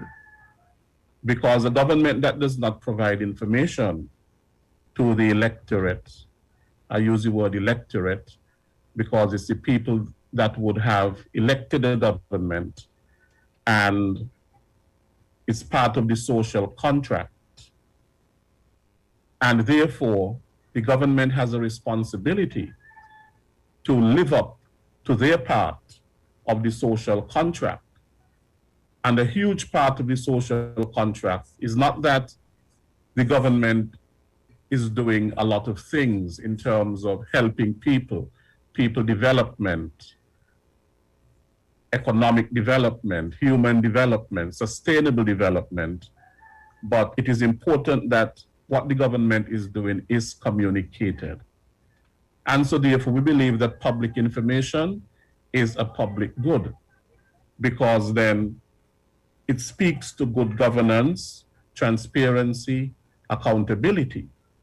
If people do not know what the government is doing, then the government is failing in terms of its good governance, its transparency and accountability to people in terms of the social contract that they would have entered into with the electorate. Yeah, so it is a huge responsibility indeed. You don't light a lamp, as the Bible says, and put it under a bushel or put it under a tub. The work that the government is doing must be seen. And so therefore, that is why the government media is important. Not just in terms of the writing of press releases, that's one thing, but the work that the government is doing must be seen and heard by the electorate. Yeah, it's almost like justice. It must not only be done, but be seen to be done. It must not only be done, but seen to be done. Yes, and it seems as though in this time and this age, that responsibility changes so much. You have the invent of social media, people being more in tune with different types of technology. How has your department really embraced these new mediums to help carry out that responsibility you guys are tasked with? Well, definitely we have in our department a very active social media platform. We have almost all. We have Facebook, SKNIS, we have Facebook, we have YouTube, we have, what else do we have? I think you guys manage a Twitter account as well? We used to have a Twitter account, but somehow it is deactivated. And we are thinking of reactivating it. So at present, we are not using a Twitter account, but we're using Facebook, we're using YouTube, we're using Instagram. Right. As well. And of course, then we would have our website, which is sknis.kn, where you can go to and you can find all of these links to our social media platforms. Yeah. It is important in this day and age to have social media as part of the government information service, because that is the age in which we are in. And people tend to use social media a lot. I mean, you have the traditional media, you have social media. Traditional media, of course, has a lot of verification, a lot of bureaucracy to go through in terms of making sure information is accurate and all of that in terms of getting to the public. Social media, on the other hand, of course, you know that anybody can go on social media and do all kinds of things and so on, although we don't do that on the government social media. We cannot do that on the government social media. However, you know, people might use other social media to report on what they think the government is doing or how they view the government and so on. And so therefore we have to pay attention to what other people are putting on social media as well. It's funny that you said that, you know, because that's one of the things I was going to inquire about. Sometimes it almost seems as though there is this intricate dance between the SKNIS and some of these other I'll say media houses, but I use the term loosely. With the information that is presented, how do you guys? Because I do believe that you guys have a higher burden, you know, a higher standard to be held to, and then it's almost like, you know, the rules aren't the same for some of these other outlets. How do you guys deal with that? Whether it's considered misinformation or disinformation? Well, first to start, the government media is responsible for, of course, to putting out government information. We do that through press releases and we do that through videos and things like that. Now, in a democracy, of course, you just don't accept things wholesale. So if the Government Information Service puts out a press release, we send these things to all the media houses, okay, whether it be WINN FM, Freedom FM, Sugar City, and so on. We disseminate information. Disseminating information and the acceptance of that information is not something that people should just take like that. Of course, they can question that information that is disseminated. And so therefore, when we send the press release, of course, people have access to, media houses have access to government ministers, they have access to departments and ministries where they can call to ask to get further information if they have any questions with respect to what we would have put out. So something coming from government is not just to be swallowed, and I will say that because we are putting out, of course, the government's side of how the government views things. The public media, government media, is not the same as independent media. If you see what I'm saying. Right. And so all players are necessary in this democratic environment, you're saying? All players are necessary in this democratic environment because in a democracy, people must be able to question things. And in order to have a robust democracy, of course, that is why you have the media. The media is the watchdog of society.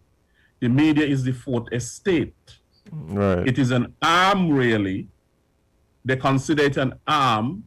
You have the legislative, you have the judiciary, and you have the executive. But those are branches of government. But on the other hand, you have the fourth estate, which is the media. And the media is responsible, of course, for scrutinizing these arms of government, the judiciary, the executive, and so on. And that is the function of the independent media, separate to that of government media. Right, right. Jade, I think you had a The question. independent media, of course, we invite, they can question in terms of what the government would have put out. Right. Yeah. Well, do you understand what I'm saying? Yes, Yes, definitely, yes. definitely. And coming off of this conversation, as somebody that has to do hosting of these very important platforms such as the briefings and the Prime Minister's Yes. press conference when it has to do with questions, like how do you strike a balance in maintaining your professionalism and having to deal with some questions that you may deem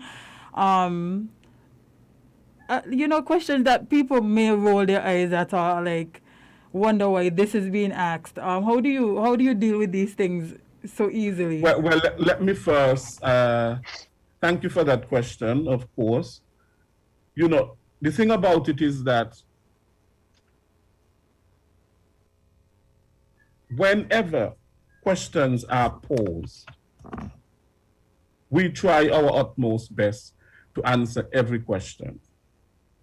There are some people who think that this is a stupid question, that this question must not be asked, and so on. I do not believe in that. I do not believe that there is anything as a stupid question, because that stupid question might lead to answers that are extremely important. And it is important to recognize that it is not about me, and it is not about the question. It is not about so much scrutinizing and censoring the questions that people want answered. The important thing is for people to get their questions answered. Some of them, of course, come across as being not very enlightened questions. Some come from ignorance. Some come from political, how must I put it, political bias. Some of them are directly targeted at the government in terms of making certain comments and so on. But at the very same time, it is important that the government responds. You don't want to make it appear that you're trying to dodge what the public is asking, or you are censoring what the public is asking, or scrutinizing what the public is asking to the point that you do not want to respond. It is important that the government responds, of course, to every question. Now, responding to every question might not mean that there's an answer at the present time. But it's important that if the question is asked and the answer is not provided right away, that the answer is provided at some other point. Mm-hmm. Right, correct. And that is basically my belief. Yeah, I mean, I sometimes have to really commend you guys, especially at the briefings, because there's sometimes, questions that are repeated, sometimes things that were directly addressed in the presentations, and then there's questions, coming back, and yes. I sometimes go by, even at home. I feel the frustration, but I understand you guys in the position that you guys are in, have a particular role to play. So, yes, it can be frustrating because, of course, we are all human beings. But at the very same time, it is how do you deal with those emotions and at the very same time remain professional?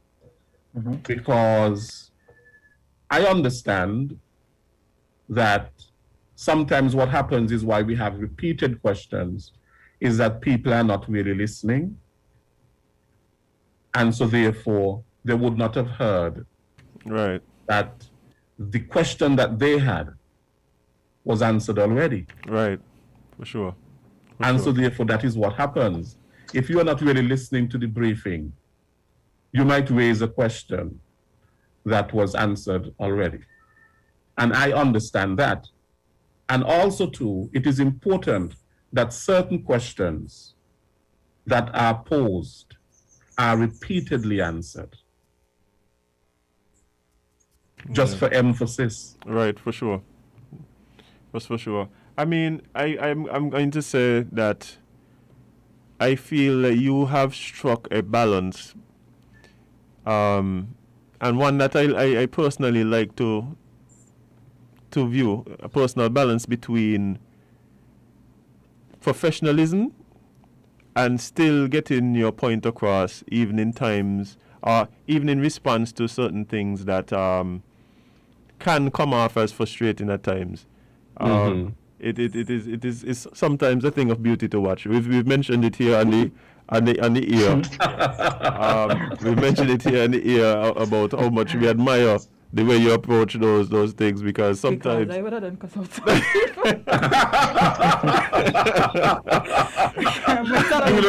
You would have lost it a long time ago, right? My tolerance level is not up there. You probably would not have exercised so much grace. Nope. Like, trust me, sometimes I'm looking at the briefing, right? And you know, sometimes your face says a lot more than your words. And I can see sometimes on your face. Sometimes, and I try to control it, but sometimes I think it shows. Yes. And that is the truth. What you're saying, your observation is correct. Yeah, we're only human. Yes. We're human, and sometimes it shows that I'm like, what kind of question is this? But nonetheless, I try to ask it with a straight face. Yes. And that is completely understandable, because you trust me, you're a better person than us, and that is probably why you have this job and we have this one. Well, I have learned over the years to entertain people, their perspectives, their questions, their comments, and so on.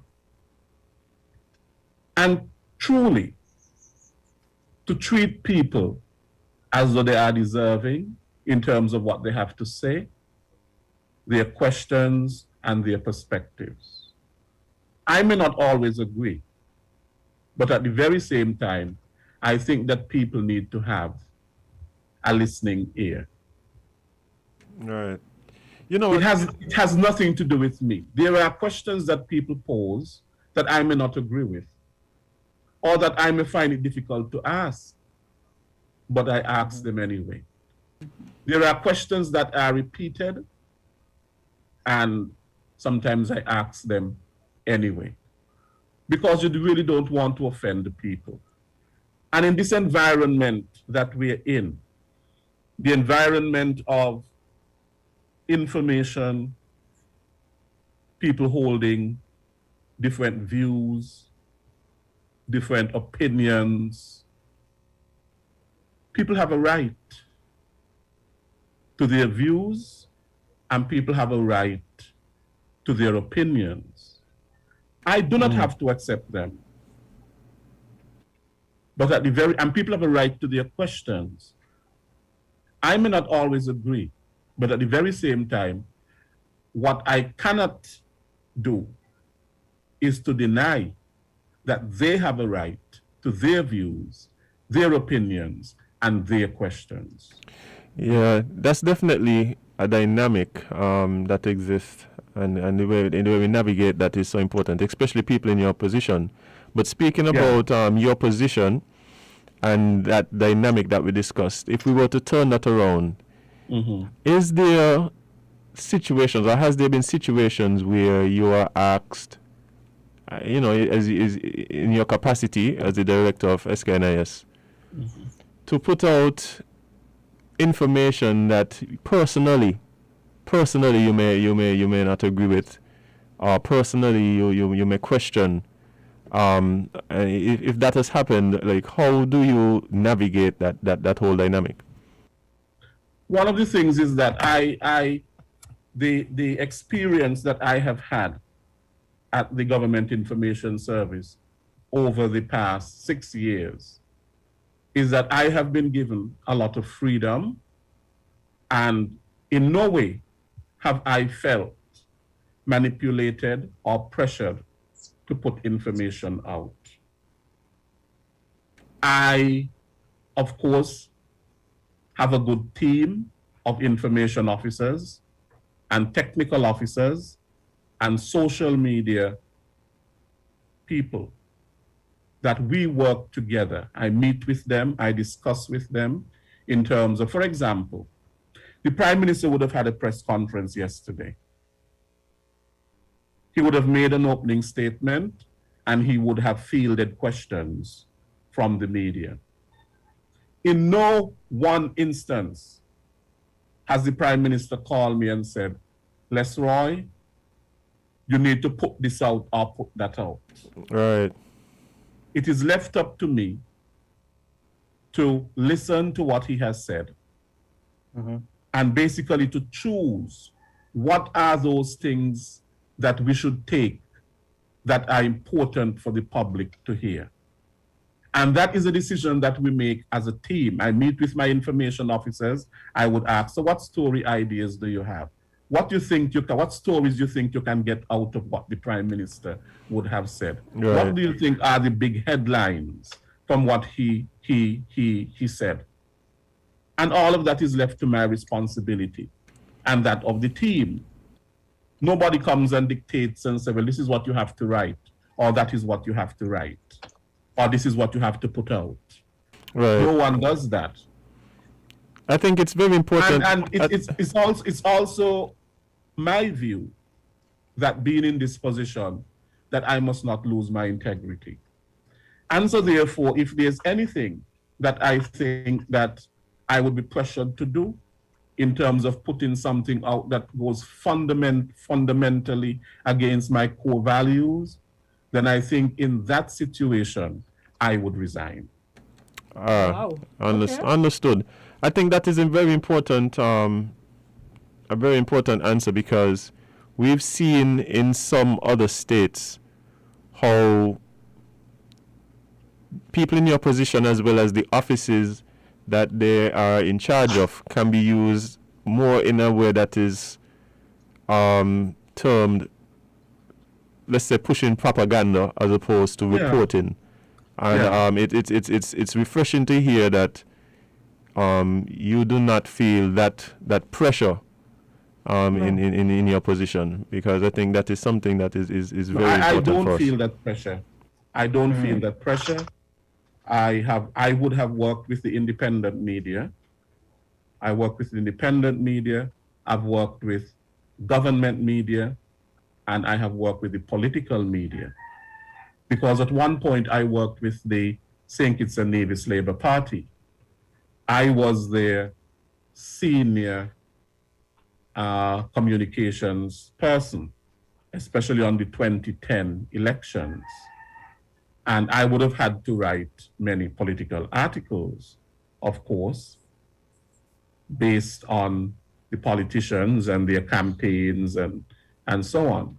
Right. And the truth of the matter is, there were some people here in the Federation working along with the Labour Party, and they wanted me to do certain things.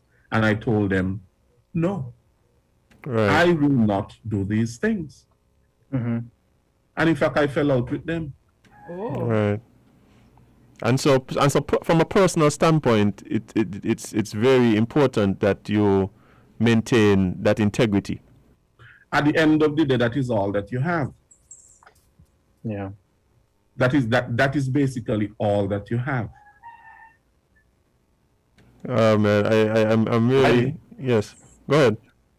And it is important as well that the government, of course, upholds that integrity. And in no way that I would compromise myself over a job. Yeah. Oh, man. I think it's admirable, because a lot of us don't really consider the fact that we have to maintain integrity, and on top of that, some personal responsibility. And just hear you saying that you hold yourself accountable to certain things is very refreshing to hear, because I think a lot of people lose that when they start doing certain things. So it's nice to hear you. It's nice to hear you say that you still hold yourself accountable when doing your job. Yes, and I've always held that. That is important. Kevon, of course, I know you for a while. I would have taught you at the college.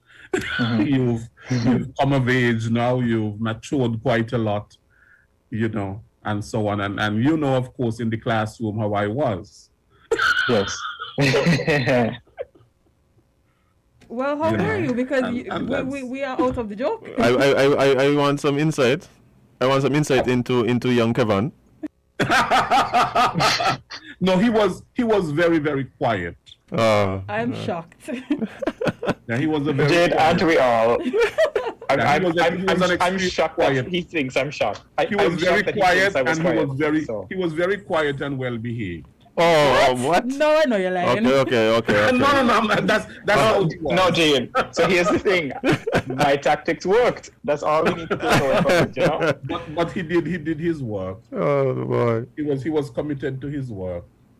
That I think I taught you communication studies, right, Kevon? Right. Right.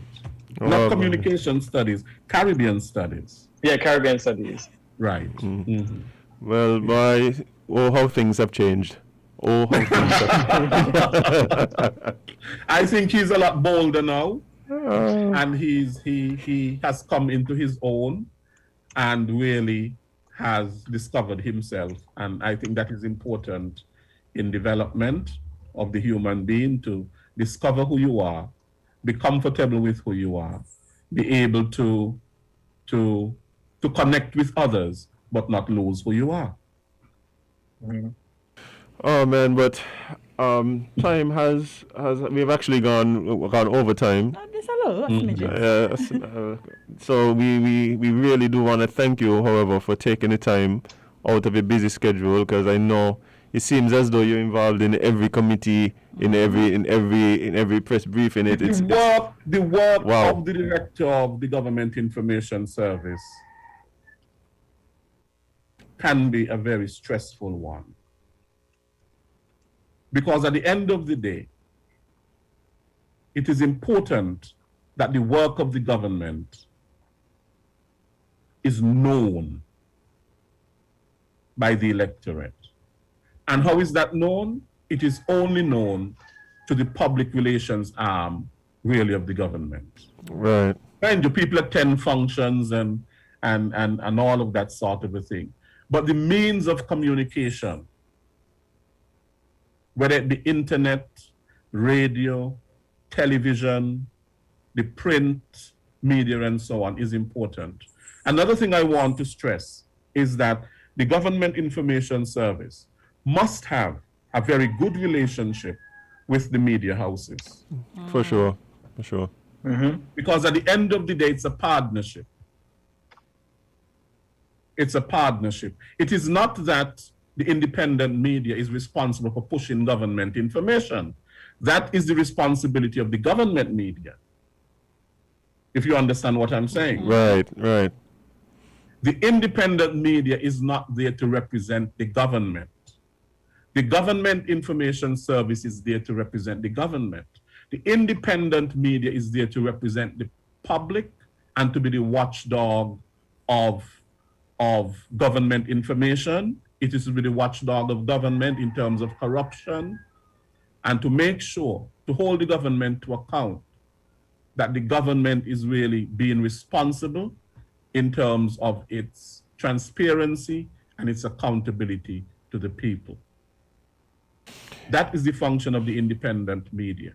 We, on the other hand, of course, have to make sure that we present the government as accountable and transparent to the people, because that is a part of the good governance agenda. The independent media, on the other hand, can question whether or not the government is being accountable and being transparent in the providing of information to the public. Well, I think that these roles are the role that you've been given. You've been able to manage it effectively. And we've seen how the job that you and your team is doing, how that has aided the government in being able to adequately put out the information as it relates to all that the government is doing.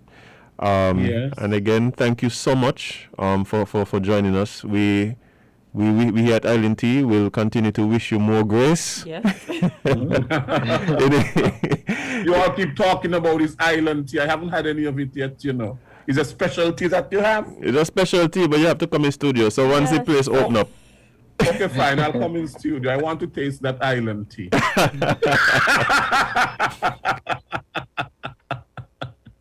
Right. Well, I want to thank you as well for the invitation that you extended to me and to coming and share here a little bit about of what I do. It is not all that I do, but it is just a very small part of what I do.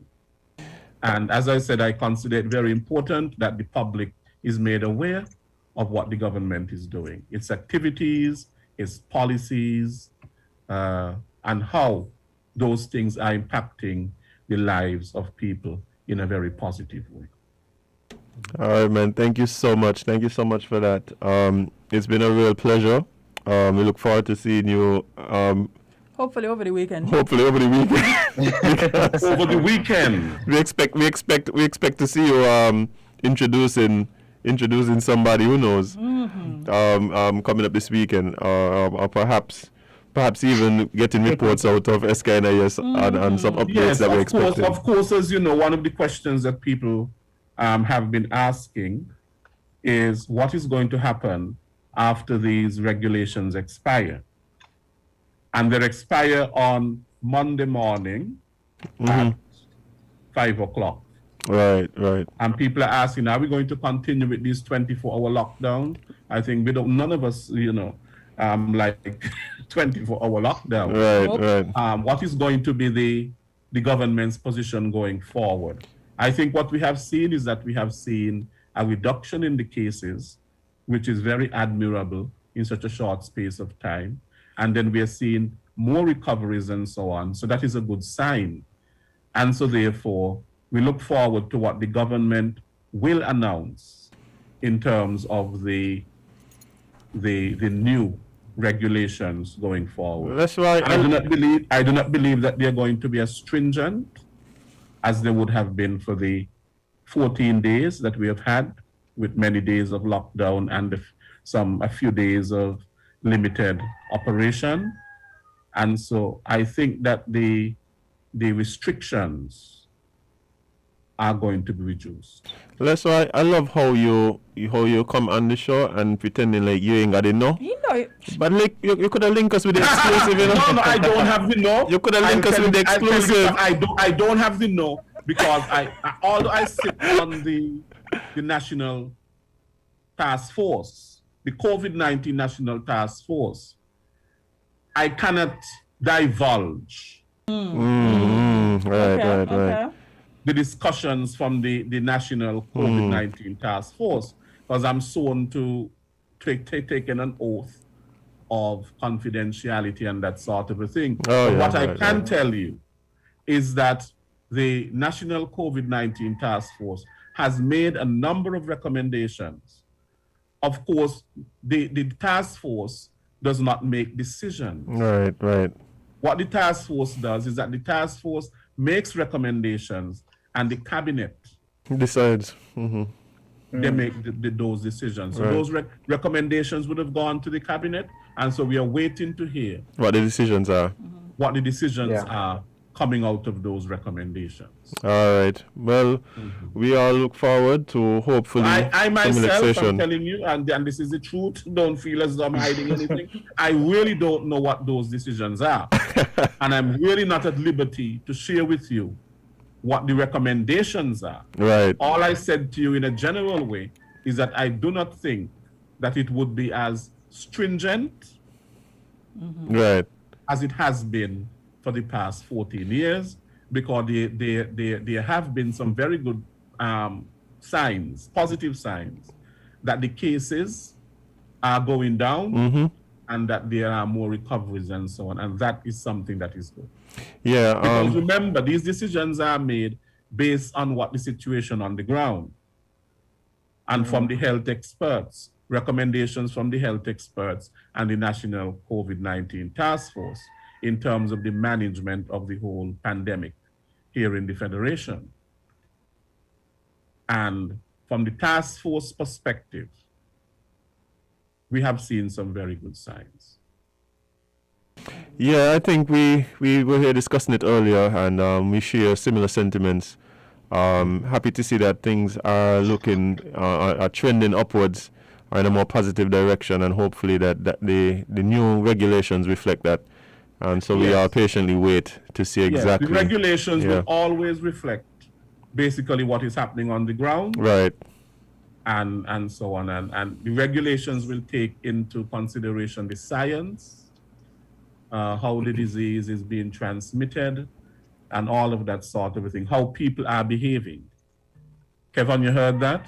It's important to behave. And it's important to follow the protocols and adhere to them. Because if people are not doing that, then it simply means that you're putting everybody at risk.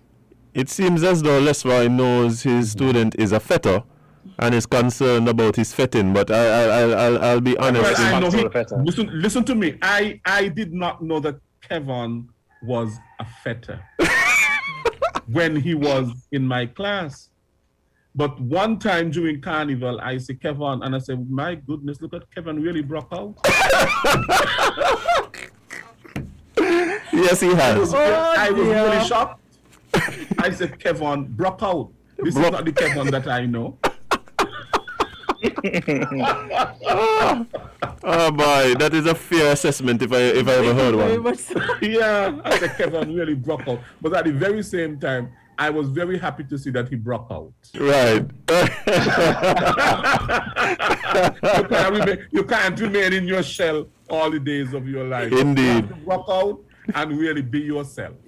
Indeed. But just before we go, because again we strapped for time, but I have a quick question.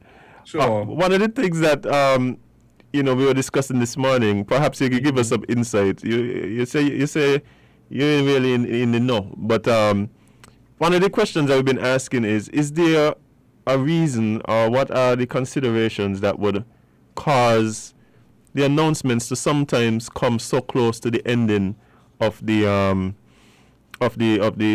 present protocols and the standing rules and stuff like that? Because sometimes people want to know a little bit ahead of time, but I'm sure there's some considerations. You have any insight as to what that's a very good question, and I have no control over that. But at the very same time, I think that what you're saying is correct. People like to know ahead of time because people have to plan their lives. And especially in terms of people going about their business and so on. Because if people don't know ahead of time, way ahead of time, then it affects really how they go about their business. And that is something I think that there can be some improvement in. And we hope to see some improvement in that, because you don't want to come across as though, you're not really having some consideration for people and how they're going about their daily lives and their daily business. People have to plan their lives and people have to whatever. So it's important that people are told things early. I don't think that it is done willfully. Right. It's inadvertent. But it is something that there can be more consideration put in, and you are correct, and with that. Well, hopefully we see some improvement as it relates to that. I'm sure that there's some some variables that contribute to that being the case as it is now. But hopefully, like you I know say, that the cabinet has been meeting. Yeah, they met yesterday and they met the day before. Mm-hmm. And I know that one of the things that they have been dealing with is in terms of coming up with a decision to go forward with the regulations. Right. I'm sure that dominates a lot of the conversation right now. It dominates a lot of the conversation. A lot of the cabinet's time is really taken up with that. If you can see from the post-cabinet briefings, that the COVID-19 and the management of it have dominated a lot of the time of the cabinet. It's the most pressing issue really at this time, because that impacts everything else in terms of people's social lives and people's economic lives and you know, the whole psychosocial when it comes to people, and it's impacting everything right now, people's health and everything. So that is the most dominant and pressing concern at this time in the country. Yeah, well, we look forward again to seeing exactly where we move forward, and I know if I need any information as it relates to where we are going, I know it could depend on you and your team at SKNIS to deliver that information. We are going to be having, of course, the Prime Minister is going to make an announcement shortly in terms of the new regulations going forward, and we will hear much more about them. Yeah, for sure. Well, thanks again. Before that, I know people are putting a lot of things out there. You spoke about social media, and I want to make it clear. People are making a lot of speculations and putting a lot of things out there and so on, but the government has not made any determination, made any decision or put anything out there with respect to the way going forward as yet. So we really have to wait and see what those things are.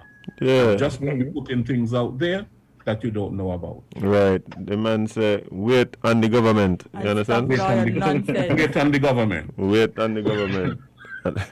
And on that note, we're gonna bring this interview to an end. Thank you so much again for taking the time out. You're most welcome and coming to join us. For sure. Take good care. Yes, man. Well. All right. Okay. Bye. Well, guys, we took some extra time today, but we're bad like that. And don't be gonna tell those that are outload again. They're listening. Yep. Oh, you know, I forget to ask Lesroy about how long before they come and try to buy us. I don't. Shoot! I can't believe I forgot to ask that question. On top. That was on top of the agenda. I thought it was Kevon was supposed to ask it. He probably forget. No, because I was gonna go wrong. I remember I'm decent in his eyes. Right, indeed. But they were supposed to buy us off a long time. I guess we got to turn it up a little bit, guys. So next week right here on WINNMedia SKN on Facebook and on YouTube, you could join us where we will be turning it up in an effort to try and get paid off by the government. But until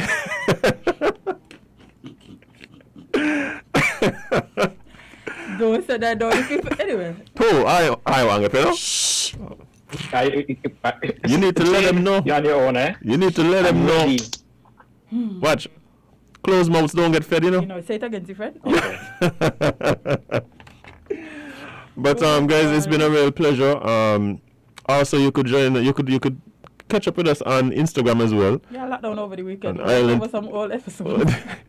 Watch over some clips.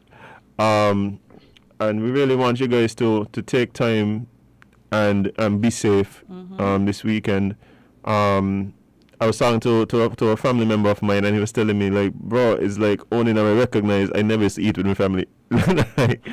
And, you know, like, take the time, enjoy those things, because, you know, hopefully next week, things ease up a bit and we have a little more freedom.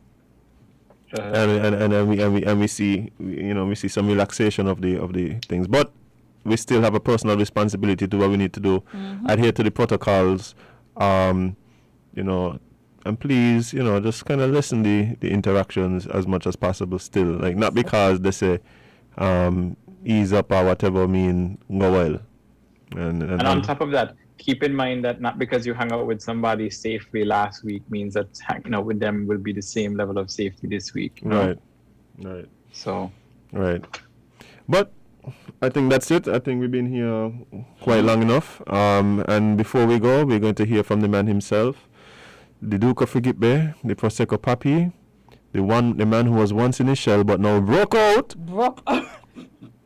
Kevon is a fetter.